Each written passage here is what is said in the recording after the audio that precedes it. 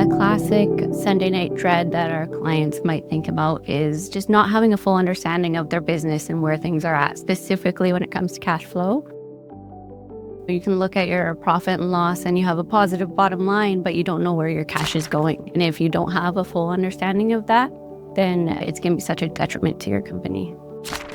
If you're still using a shoebox to keep your receipts, keep track of them, you're essentially a modern day caveman.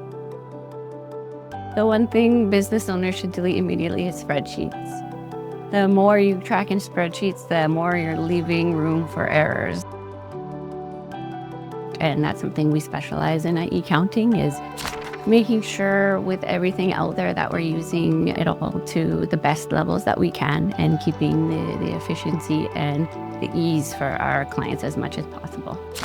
A virtual CFO works with the company, understanding the company and the goals of the company, and developing essentially a budget, a cash flow forecast, a certain direction the company wants to go, and working with the business owner to figure out the best way to get there. And we also provide reliability. We're here, we have a team of 13 great employees, and even if one person is out, someone else can hop in. So you're not at risk of something going wrong with your one bookkeeping employee and no one being able to jump in.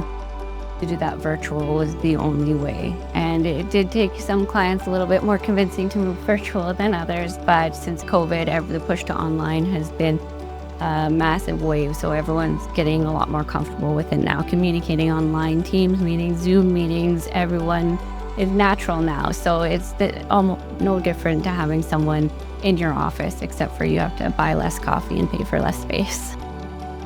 If you're thinking of hiring a virtual accountant or CFO, please reach out to us at Eccounting. We'd be happy to talk to you and work with you on getting that set up.